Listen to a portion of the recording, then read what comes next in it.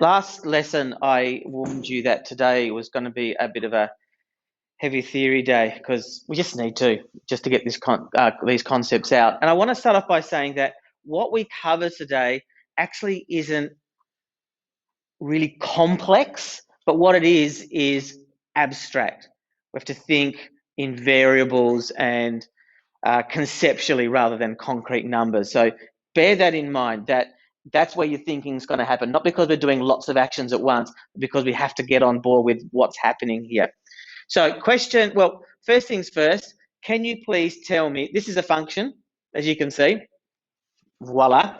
Can you please evaluate the function at x equals 2? What's the value of y when x equals 2?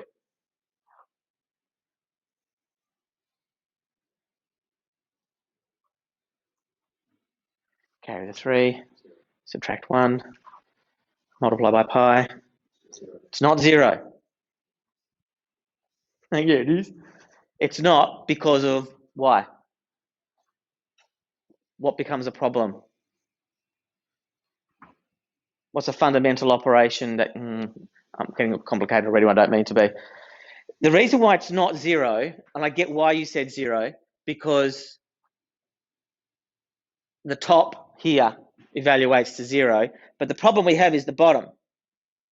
The bottom evaluates to 0 as well.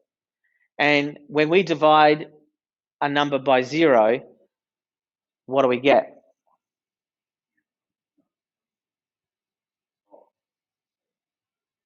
Let's see if we can get Siri to answer it. Sometimes she answers really well. Hey Siri, what's 10 divided by 0?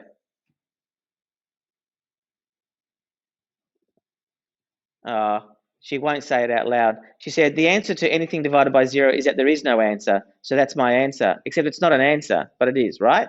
Right. 10 divided by 0 is undefined. Okay, thank you, Siri.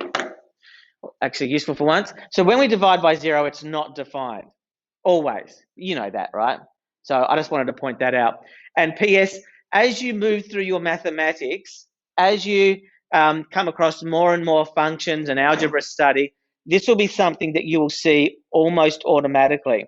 Whenever you see a function or an expression which is divided by something, the first thing you'll look at is, that's actually dividing by, x can't be equal to 2, for example, because then you'd be dividing by 0.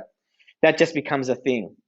Okay, so that function cannot be divided by, doesn't exist at x equals 2. Does that make sense so far? Although the top evaluates to 0 and 0 divided by anything is 0, it's the bottom that makes a problem. Because if you divide by 0, your calculator goes error. We write down D and E, does not exist. That function does not exist at x equals 2. Next thing, who reckons, who could have a stab at drawing that graph?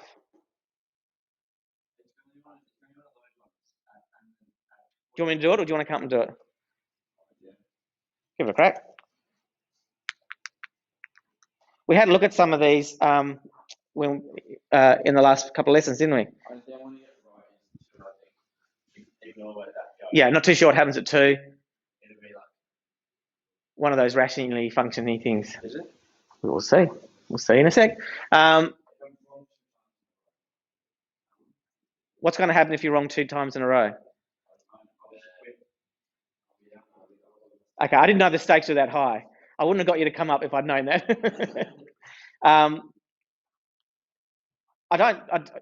Good thought though. I would have. That's exactly the thing that I would have expected someone to draw if you'd looked at that sort of thing earlier, which is a rational function or a hyperbolic function does this kind of thing. But get this right. This is going to surprise you, and it may make Callum rage to no end. I'm not sure. Ready for it? Here it is.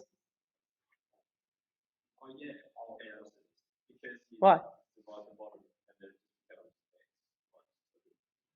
Yeah, a couple of steps ahead of me there, but yes. Yeah, very good. It is a linear function, and yet it's not a linear function. I'll show you what I mean. It looks like a straight line, but how does that correspond to what we talked about a second ago, and that is that x can't be equal to 2. Okay, let's have a look at it. Oh, for the video's sake, Callum drew up a hyperbolic graph on the whiteboard and then raged endlessly. If I zoom up, now we're looking at between 1.9 and 2.01, still looks pretty good. Now I'm going to zoom up even more. Now we're between 1.9995 and 2.0005. Then I'm going to zoom even more. Still looking pretty good. 1.999 and 2.0001. Still zooming up.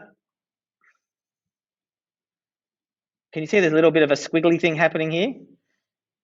Now I can't even see it's not even showing me a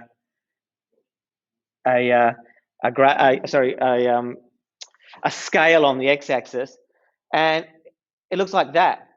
Now, this isn't actually what the function looks like. The function actually just has a hole at 2. I'm going to draw it on the whiteboard in a second, which is going to be great for this video as well. But this is Desmos's equivalent of Callum. Okay, so it's raging at that point. It's getting closer and closer and closer to 2, but as it gets closer to 2, it's really wigging out. It's really going, and then it's doing that. Not that you were doing that, Callum, you're just raging for different reasons. Okay, and then it's even got a straight line there at 2. So this is actually a piece of software on a web server somewhere, a piece of software wigging out at that point. Okay, so you get this sort of weird kind of thing. But I think we can all agree that it definitely knows there's something not right at 2. Yeah, is that okay? So it's a hole in the graph. So what I'm going to draw on the board, and I'll just say it for the sake of the video, is that if I draw my axes, what I do is I draw my line, which is going to be x minus 2, isn't it, like that? Like so. But at x equals 2, I just draw a circle, and that circle says there's a hole there. So the domain of the function would be all real numbers except for 2. The domain, remember all the possible x values. The domain is all real numbers except for 2. The range is all real numbers except for 0. Cannot be 0. There's no, I can't make that fraction equal to 0 because x is not defined at 2. So we represent that visually with a little circle, an open circle, not a filled circle. It has to be an open one. Okay. I can't remember who said it, but someone in the class said initially that they thought the answer was 0 because the top divides out to 0 and so on. And you're not wrong in some ways, because what we can see here, despite the fact the graph is wigging out, we can see that the function, i.e. the value of y, is going towards 0 from either direction. So if we go down the line, slide down the line this way or slide up the line this way, it is definitely approaching, remember this is the y coordinates here, it is definitely approaching the 0 on the y at x equals 2. So we have this idea that although it's not defined at that point, because of reasons we said before, even though it's not defined at that point, we can say that the function, how the function is behaving or tending towards when it gets to that point. Remembering that infinity is a weird beast, and we can talk about x being equal to 1.99999999999999999999999999999999999999999999999, and that will get us something which is really close to 0, like 0.000000001, something like that, right? So we're getting closer and closer to 2. But when we talk about infinity, then we start saying, well, if it's extremely close to that point, then we can say it's as good as 2, effectively. It's as good as 2, because there's no other value that counts. So when x equals, good as 0 when x is 2. It's as good as 0. Okay, so that's what we're going to do a little bit of work on first. This concept of, although the function doesn't exist at this point, we can observe the behavior. Now, it's up to you whether you write this theory down now or not. I'll give you a chance to if you want to, but I'll probably go faster than faster than your writing speed. So remember, this will be on video. The notes will be given to you later. So just remember that. So the concept of observing a function as it approaches one of these holes is called limit theory. Instead of saying evaluate the function, we say find the limit. And that means what value is the function approaching as x approaches a certain value. Okay? So that's basically what that's saying.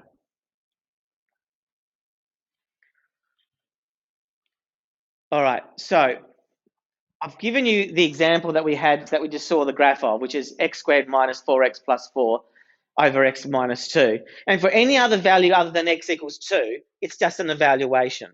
So we're going to see what is happening to the function as x approaches 2. So the way we write that is we write the limit as x approaches 2. This is the notation. The limit, lim, short for limit, as x approaches 2, that means we're going to see what happens as x goes this way, of x squared minus 4x plus 4 all over x minus 2. Okay? Now, we can't just substitute 2 straight in for the reasons we talked about before, because then we get a division by 0, which doesn't work. But as Sam was sort of working a couple of steps ahead of me, he did note that we can cancel out the x minus 2 on the bottom. So I write down limit as x approaches 2 again, and this time I'm going to factorize the top. And it's x minus 2. I'll actually put it out this way, I think. It's just x minus 2 all squared. Okay? Now, we can only do this whilst we haven't evaluated it at x equals 2, which is why we couldn't do it beforehand. Because if I just cancelled it out beforehand and said the function is actually just x minus 2, then that wouldn't be true, because that doesn't work for x equal to 2. I can't do it. I can't cancel it out because the function doesn't exist at that point. But until then, I can. So I cancel out the x minus 2 on the top and bottom. And I'm now looking at the limit. This is going to feel like a cheat. I know it always feels like a cheat. We're now looking at the limit as x approaches 2 of x minus 2.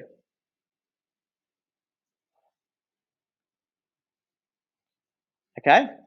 Now we can evaluate. Because I'm now no longer dividing by x minus 2, I can evaluate and I get 0. Okay? That's what we said at the start. Yes, but no, but. So what we have here is a different concept. Here, we've eliminated the x minus 2 from the bottom to ensure that we can do this. That's the first point. The second point is that what we are looking here as a much more subtle concept. Rather than saying the value of the function is 0 at x equals 2, we're now saying the value of the function approaches 0 as x approaches 2. As we get closer to 2 for the x value, the y value approaches 0. I told you this is conceptually hard. It's not, the calculations here aren't, but conceptually hard. And I'm going to say this a lot today. Please make use of it. Does anyone have any questions or comments? It can be everything from I don't get it to can you explain that last line to me to does that mean if, whatever.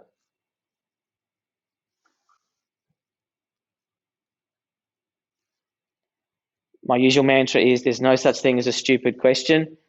The only stupid thing is an unasked one. The other thing I say is there's no such thing as a stupid question, just stupid people. But every time I say that, students frown at me, so I don't say that anymore. Okay, so I'm going to take that as you're okay with that. I really hope that's true. So yeah, I've got the bit on the side there. We can say the limit of the function is the value of the function as x approaches the whole. Now, things get really a bit twisty and bendy here, because the fact is that when we're dealing with the real number line, like integers are countable, 1, 2, 3, 4. Real numbers are not countable. Like if you give me any two numbers, any two real numbers, that means decimals, terminating, non-terminating decimals like pi. You know, if you give me any two numbers, I can always find a number in between them if they're real numbers. Integers, that's not true. If you give me 1 and 2, there's no number in between them. I'm sorry, no integer between them. But real numbers are different. Between 1 and 2, there's 1.5. Between 1 and 1.5, there's 1.25. Between 1 and 1.2, there's 1.1. Between 1 and 1.1, there's 1.05. And I could do that forever, right? So it's called a dense set of numbers, if you've got the technical term, not that you need to know it. But it means that whenever I pick two numbers, there's always another number in between, which means that this limit theorem means that effectively, as I slide towards zero, the gap is getting smaller and smaller and smaller and smaller and smaller, infinitesimally small. So for all intents and purposes, the function effectively can be evaluated as zero at that point, even though it doesn't exist there.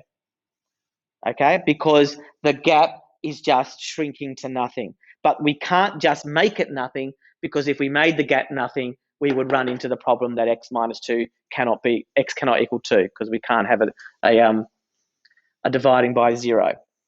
That's the conceptually hard bit. That what I'm saying is there's no difference between the two effectively. Right? Okay, how does this relate to everything that we've been doing? Oh, by the way, first things first then, very pragmatically, you can be asked a limit question on the exam. And if you're asked, and it's on the assignment if you want to have a look at examples, I don't know if I've actually put any in the textbook work, but effectively, all you're doing with a limit problem then is that you are given an expression. You normally have to manipulate it so that dividing by zero or something else random doesn't become a problem. And then you just substitute in the value of the limit to solve. Does that make sense? So I couldn't substitute in 2 here. If I was asked what is the limit of x approaches, what is the value of the limit as x approaches 2 of this, I cannot substitute in 2 here, but once I cancel down to this, I can substitute 2 in, and then I can find the answer. If you substituted in 2 here, you'd get 2 squared minus 4 times 2 plus 4 all over 2 minus 2, which equals, and then you'd say does not exist. Okay, so you can only do it once you've cancelled out the bit. I know it feels like algebra magic, but nevertheless, this is the bit, this is the step that allows us to say, by eliminating this idea here, I can now evaluate the limit. Okay, if it was something else, going to do some board work now, just for saying it for the video. If it was something like the limit as t approaches 2 of t squared plus 1, can you see that there's actually there's nothing stopping us from evaluating that limit here? So that would just be 5. 2 squared plus 1. You can just evaluate it. It's no difference from an evaluation. You know, the graph would be t squared plus 1, which would be like that. The value of 2 would be 5, so that would be there, something like that. So I'm just drawing a quadratic graph on the board just for the video. It would be fine. It's a useless use of the limit theory, basically, of limit theory. It's a useless use of it. Doesn't mean you can't use it, but why bother? So if it was like that, limit as t approaches 2 of t squared plus 1, you could just substitute in and go, but you're more likely to get a problem where a straight substitution doesn't work, and so you would have to manipulate the expression first and then substitute in. Are you okay with that? We're going to be doing this a bunch of times in a second, so I don't want to dwell on it too much, because all of this is a precursor to discussing stuff about rates of change. So here we go. This is a function. No, this is just f of x equals x squared. What we've been looking at over the week, ignore the complexity here, don't worry about it. I'm just interested in the picture, to be perfectly honest, but I need to have the sliders available so I can do stuff. I'll just zoom out for a second. You can see it's just a regular old f of x equals x squared. It's a regular old quadratic. And as usual, to work out the average rate of change, I've just taken 2 points. I don't know if I've got the evaluation here. No, but I could probably put it in. No, I won't put it in because it'll take a bit too long to do that. So I've just got the 2 points here. I've got 1 point I've called x0. That's that point there. And I've got another point, which if you have a look at it, all I've said is that it's x0 plus some value of h. Okay? So the first point is 2, and then the second point is, or the x-coordinate, I should say, is 2 plus 2, 4. So if I make it like 1.5, I'd be saying that this point is 2. If I click on it, will it give it to me? Yeah, this x-coordinate is 2. This x-coordinate is 3.5, 2 plus 1.5. Does that make sense what I'm doing? So just 1 point plus another point. And that's constant. The difference between these two is just 1.5. If I move x around the graph, like so, the 2 points are just like 0.5 and -1. They're 1.5 difference between the two all the time. Okay, there's a difference of 1.5 all the time. And we know that the gradient is the average rate of change is just the gradient of this straight line, this secant that's created by going through these 2 points. Is that okay? We know that it's not a good, we discussed this last lesson. We know this is not a good approximation of the actual curve itself. It's pretty good. Looking at it from this zoom, it's pretty close to it, but as soon as I start getting closer to it, we can see that the straight line is definitely, has a gap between it. So although it's a decent approximation, it's definitely not the same as the red line itself, the quadratic line itself. And the more I zoom in, the more we can see there's just a big gap between it. So when we think of instantaneous rates of change, when we think of the idea that the rate of change at a single point, this gap, although I know I had to go really small just to get to that size gap, well, the instantaneous rate of change is just a single point. So that gap actually, in the terms of infinity, that's a massive gap between the blue line and the red line. So it's not a very good approximation for points. Okay, it's a good approximation all the way out here, but not good all the way in here. So I think we discussed this last time, but just in case we didn't, what would be a sensible way to approximate the gradient of the curve, or say the gradient of x0 better? What could we do? Beg your pardon? Put x in terms of h? No, not really. I was thinking more graphically what you can see here.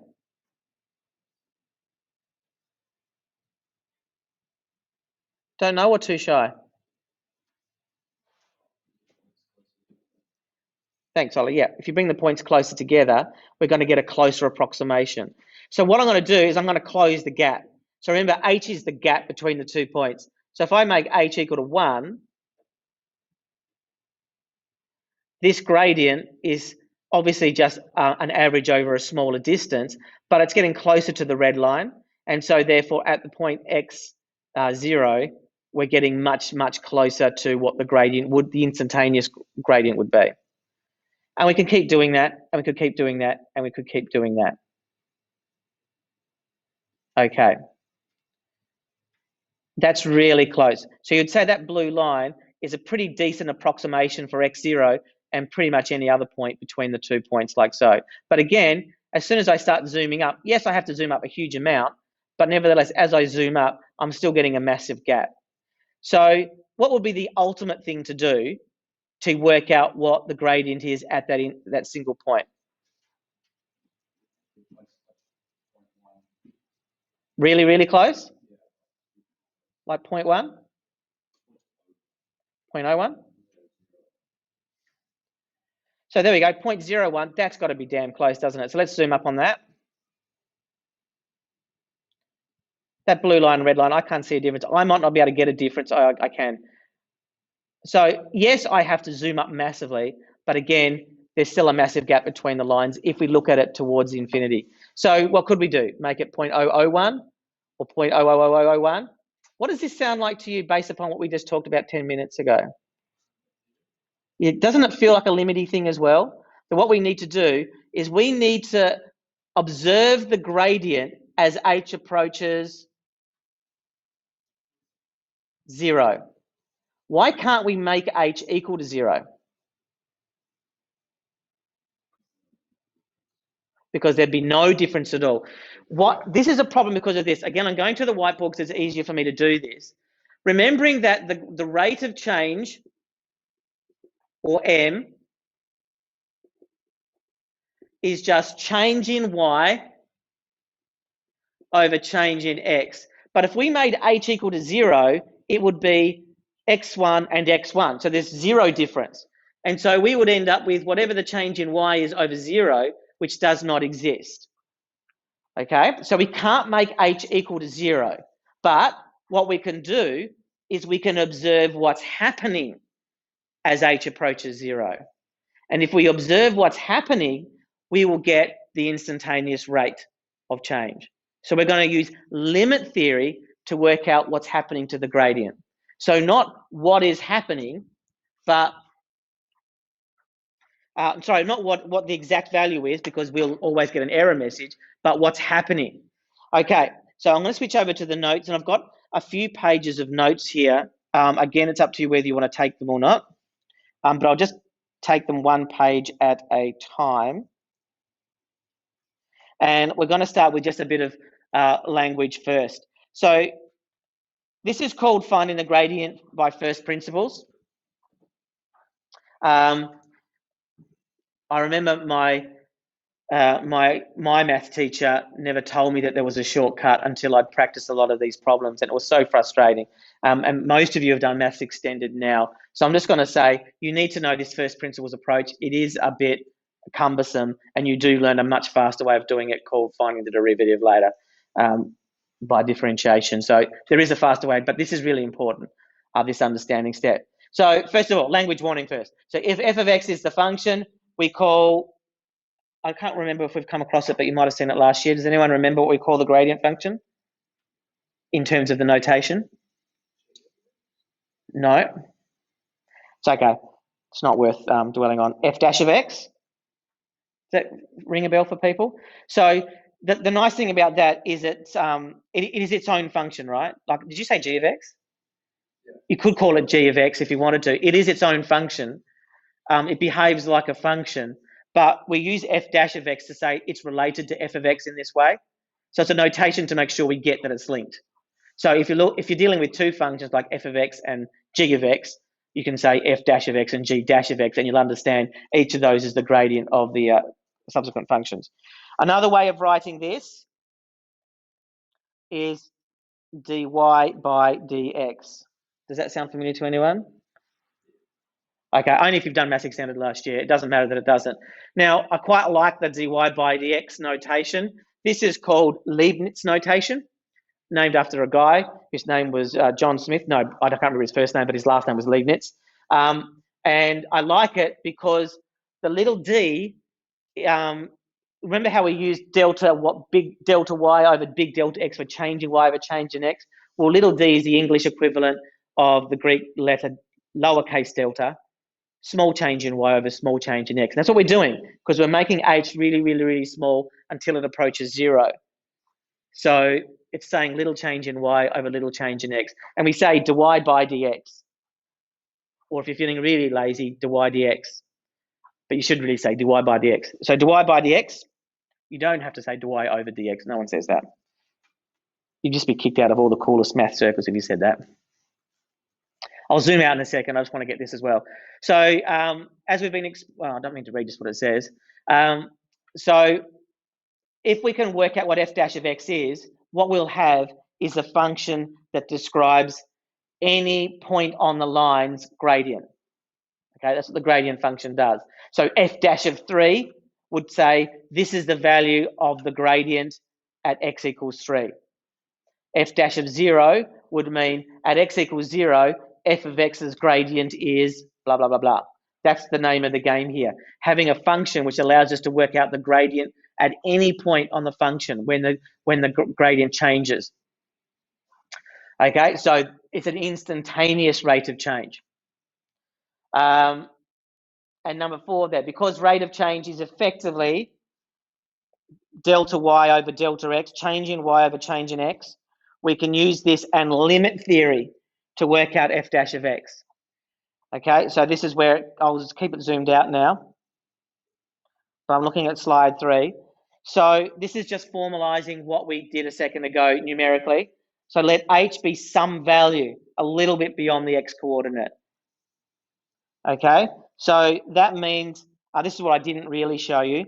That means that x and f of x would be one coordinate.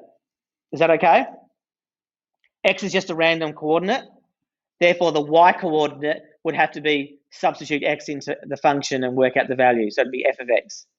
Again, conceptually, I want to make sure we're okay with this. I can do examples on the board or whatever else. I hate the silence. It really worries me. Can you nod if you think you're okay so far? Okay, good. All right. The next point along is going to be x plus h. So x plus h is our new input into the function to work out what y is. So that means the y coordinate is f of x plus h. This is really important that you understand. We've done transformations for a bit, to death really. So all I'm doing is I'm saying the new input is x plus h instead of x. The new input is x plus h. So if I input x, out comes f of x. If I input x plus h, out comes f of x plus h. Yes? Nod for your understanding. Shake your head if you're not. It worries me again. I still saw a couple of people who neither nodded nor shook their head. But let's see how we go. So the average rate of change over those 2 points is going to be, remember, it's y2 minus y1. So it's going to be f of x plus h. That's the second y coordinate, minus f of x. That's the first y coordinate. Okay? Then we're going to have x plus h. That's the second x coordinate, minus x, which is the first x coordinate. Okay, so I'll say that again. This is y2 minus y1 over x2 minus x1. That would be the average rate of change. Okay, now the next slide I've already filled in. I think I meant to erase it, but hopefully it makes sense. I'm going to zoom up on that actually, just to really hammer it home here. What we're now saying is, instead of making h a fixed value away from x, we're going to make it a value that approaches 0. Because if h were 0, then it'd be the same point really. So we can't do that. But we can observe the gradient function. We can observe what's happening as h approaches 0. So the gradient function, f dash of x, will be the limit as h approaches 0.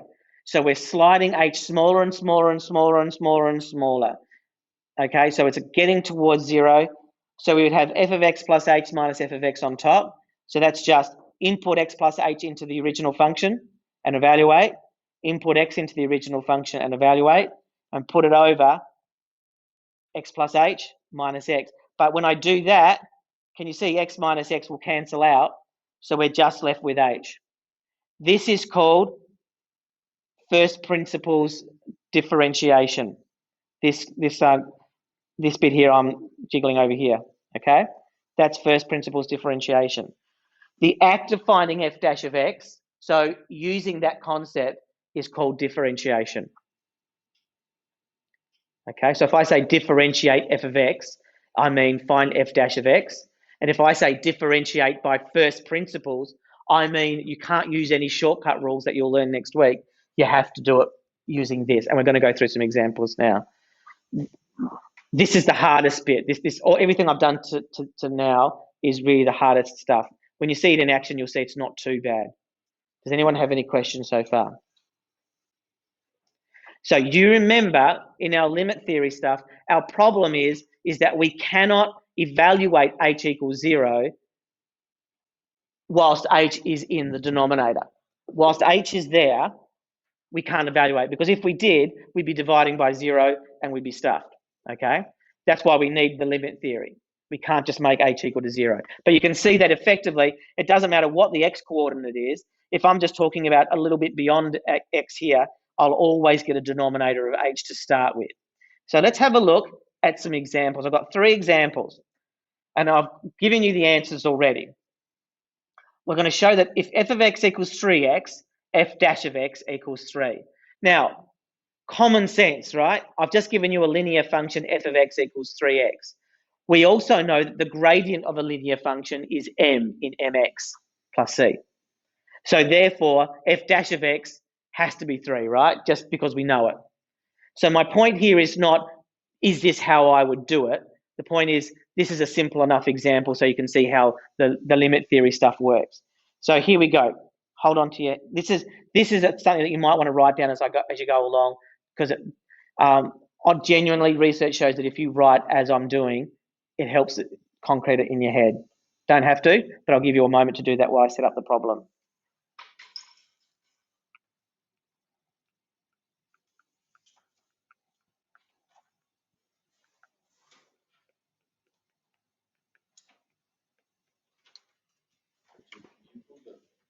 Oh yeah, sorry. I did that because we were drawing before and I forgot to take it back. Is that what you meant? Yes. Yeah. Yeah, sorry. I only meant to do it while Callum was drawing his wrong graph. I mean, his graph.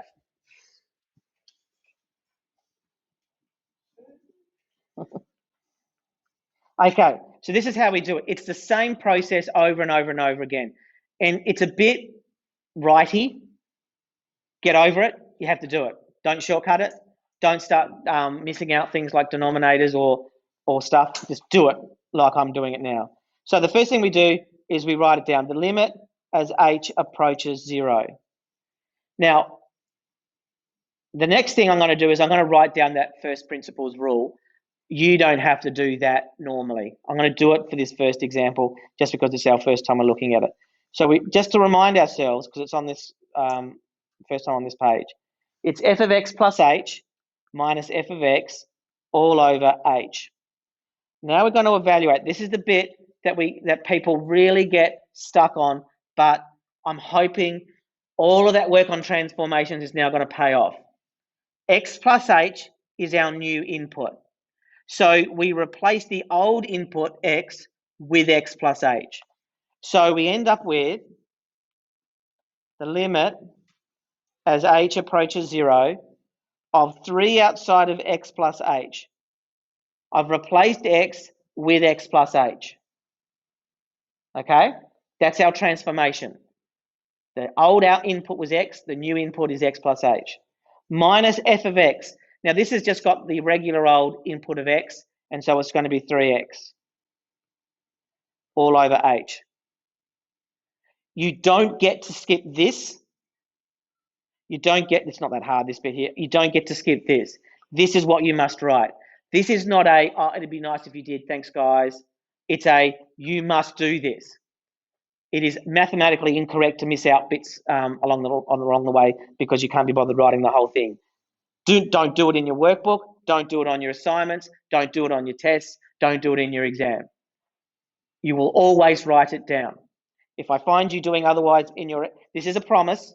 It's not a threat. If I see you skipping this stuff, I will rip out your page and make you write it out again.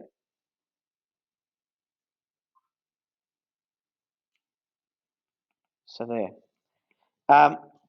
Now we can just now we can't get rid of the limit until we get rid of the h on the bottom. You will find with all of these problems, you'll be able to manipulate away the h on the bottom. Let me show you what I mean.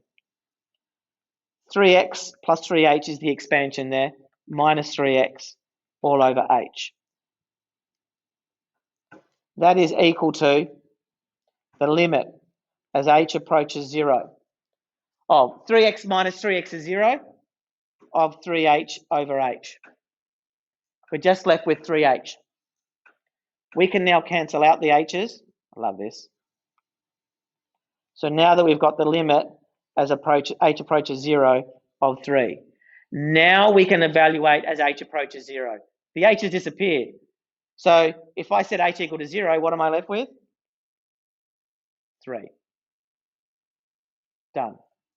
So that means the gradient function, that limit theory thing, pointless for a linear function, I know, but that's not the point.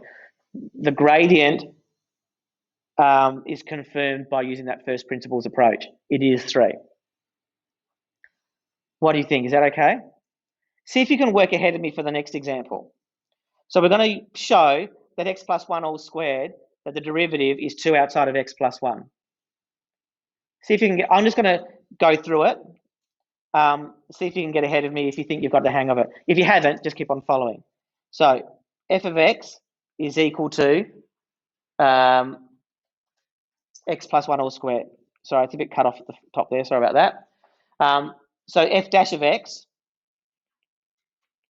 is equal to the limit as h approaches 0. And now I'm just going to go straight into the next line rather than writing out the whole first principles thing. It's going to be long, but I can do it. So I'm going to replace x with x plus h, right? The old input was x. The new input is x plus h. So we've actually got x plus h plus 1 all squared minus x plus 1 all squared, which is the old input x, all over h. Now, your first thought might be, oh, 2 big expansions, I don't want to do it. There is a faster way. What is it? Who can see it? Starts with D. Sorry? It does end with ots. Well done, Callum. It's actually a dots problem, so it's not that hard. So the limit as h approaches 0 of x plus h plus 1 minus x plus 1, x plus h plus 1 plus x plus 1, all over h. You can see how long it is, and you're tempted to not put the big line down, not put the h down because it's getting in the way. You don't get to make that choice. You will put it in every time. That's equal to the limit. I'm going to simplify that now in one step. So x minus x is 0, so that's gone. H is just there. And then we've got 1 minus 1 is 0, so it's just h. So that whole left-hand side is just h. And then we've got x plus h plus 1 plus x plus 1, so that's going to be 2x plus 2. Is that okay? So that's simplified pretty quickly, thankfully. Good news is we've got on the top, we've got h as a factor already and h down the bottom, which means we can now cancel out the h's. And the very moment, even if there are h's left over by the end, the very moment that we get to the point where we can slide that h to 0, we do it. And that's at this point here. So f dash of h, dash of x, sorry, equals the limit as h approaches 0 of 2x plus 2. Now we can slide h to 0. By the way, I'm going to say this now because it's not always the case, but you may end up with something like a plus 3h on the end or something like that. That doesn't matter. I can still evaluate h equal to 0 and it still works. In the 2 examples I've given you, h has always disappeared. It doesn't always disappear. That doesn't matter. The only thing that matters is that h disappears from the denominator so that we don't have dividing by 0 issues. As soon as it's gone, we're good to go. In this case, we don't have a plus 3h. I was just trying to point that out. And now we can evaluate. So that equals 2x plus 2 or 2 outside of x plus 1. Done. Thus it is proven. QED. Okay? Now, we've only got 12 minutes left in this lesson. I'm going to give you can do one of 2 things because I think I'll stop the video here and I think I'll stop the instruction here. I think I've given you 2 solid examples. It's a matter of practicing that until you've got it right. Don't worry if you can't get it. If it takes you 10 minutes to do a simple one to start with, it does get easier with time. The hardest bit is just to remember that I just replace x in my function with x plus h and then do stuff to it. That's probably the hardest bit of it. It is quite a long process. That's pretty normal.